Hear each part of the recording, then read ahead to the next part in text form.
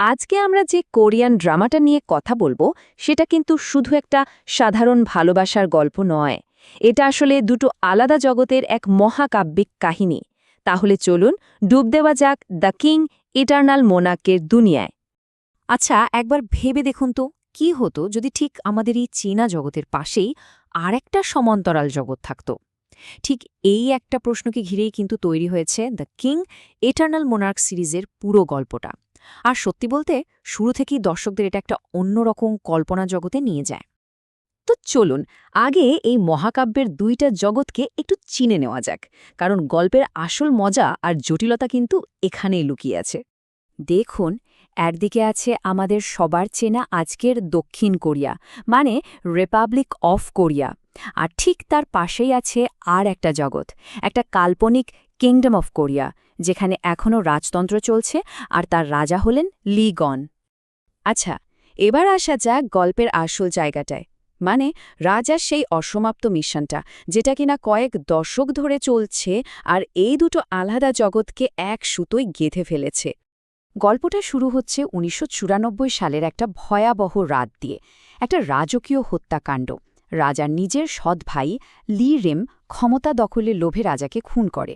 তার আসল লক্ষ্য ছিল মানপাসিকুজোক নামের একটা জাদুকরী বাঁশি।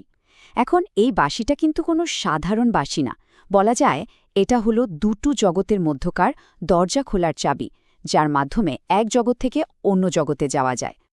তো ১৯৯৪ সালের সেই ভয়ঙ্কর রাতের ঠিক ২৫ বছর পর আমাদের রাজা লিগন, এখন সে বড় হয়ে গেছে। সে ওই জাদুকরী বাঁশির সাহায্যে অন্য জগতে পা রাখতে পারে।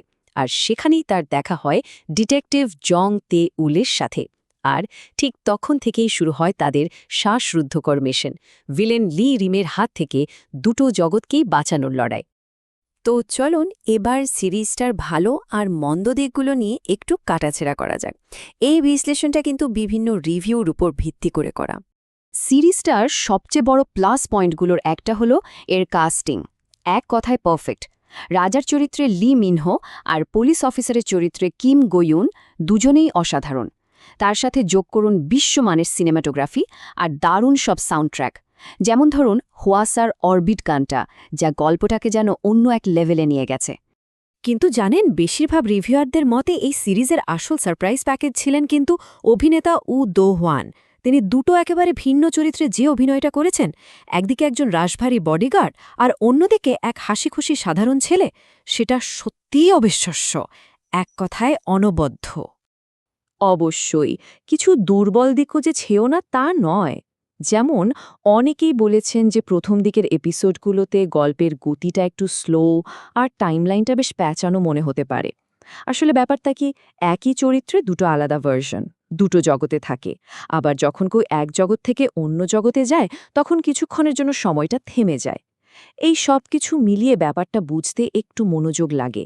আর হ্যাঁ, আরেকটা বড় অভিযোগ ছিল এর প্রোডাক্ট প্লেসমেন্ট নিয়ে। মানে একটা খুব ইমোশনাল সিন চলছে, তার মধ্যেই হয়তো কফি বা ফ্রাইড চিকেনের অ্যাডভার্টিজমেন্ট দেখিয়ে দিল। এটা গল্পের ফ্লোটাকে মাঝে মাঝে নষ্ট করেছে। আচ্ছা, এবার যদি আমরা অন্য কিছু জনপ্রিয় ড্রামার সাথে এর একটা তুলনা টানি, তাহলে কি দেখতে পাব কোথায় এর মিল আর কোথায় বা অমিল? দেখুন, এই সিরিজের যিনি লেখক কিম ইউন সুক, তিনি কিন্তু গবলিনের মতো ব্লকবাস্টার ড্রামাও লিখেছেন। তো তার লেখার একটা সিগনেচার স্টাইল আছে। তিনি ফ্যান্টাসি, ট্র্যাজিক রোম্যান্স আর দারুণ সিনেমাটোগ্রাফিকে এমনভাবে মেশান যা এক কথায় অসাধারণ। যেমন ধরুন গবলিনের মতো এখানেও সেই ফ্যান্টাসি আর একটা ট্র্যাজিক রোম্যান্সের ছোঁয়া পাওয়া যায়। আবার টু ওয়ার্ল্ডসের মতো এটাও প্যারালাল ওয়ার্ল্ড বা সমান্তরাল জগতের কনসেপ্ট নিয়ে তৈরি। আর ক্র্যাশ ল্যান্ডিং অন ইউর কথা যদি ভাবেন, সেটার মতো এখানেও দুটো আলাদা জগতের মধ্যে একটা অসম্ভব প্রেমের গল্প আছে, যেটা দর্শকদের আবেগকে দারুণভাবে নাড়া দেয়। তো এত সব আলোচনার পর আসল প্রশ্নটা হলো, এই ড্রামাটা কি তাহলে দেখা উচিত? চলুন ফাইনাল ভার্ডিক্টে আসা যাক। সবার আগে যদি একটা অবজেক্টিভ ডেটা দেখি, তাহলে IMDbতে এর রেটিং কিন্তু বেশ ভালো, 8.1 আউট অফ 10। তার মানে সারা বিশ্বের দর্শকরা কিন্তু এটাকে বেশ ভালোভাবেই নিয়েছে। আর যদি রিভিউ স্কোরগুলো একটু ভেঙে দেখি তাহলে দেখা যাবে গল্প আর অভিনয়ের জন্য এটা পেয়েছে 9 আউট অফ 10, কিন্তু ইমোশনের দিক থেকে পেয়েছে একেবারে 10 অন 10। মানে বুঝতেই পারছেন, এর আবেগঘন দিকটাই সবচেয়ে শক্তিশালী, যেটা দর্শকদের মনে একদম গেঁথে যায়। তাহলে শেষ কথা কি? দেখুন, যারা একটু জটিল ফ্যান্টাসি, টাইম ট্রাভেল আর একটা এপিক লাভ স্টোরি দেখতে ভালোবাসেন, তাদের জন্য এটা একটা মাস্টারপিস। হ্যাঁ, প্রথম দিকের জটিলতাটা হয়তো একটু ধৈর্য ধরে পার করতে হবে, কিন্তু সেটা করতে পারলেই একটা অসাধারণ অভিজ্ঞতা অপেক্ষা করছে, এটা নিশ্চিত। শেষ করার আগে একটা প্রশ্ন রেখে যাই। দুটো আলাদা জগতে আটকে পড়া একটা ভালোবাসা, তার কি সত্যিই ক্ষমতা আছে নিয়তিকে বদলে দেওয়ার? উত্তরটা জানতে হলে হয়তো সিরিজটা দেখতেই হবে।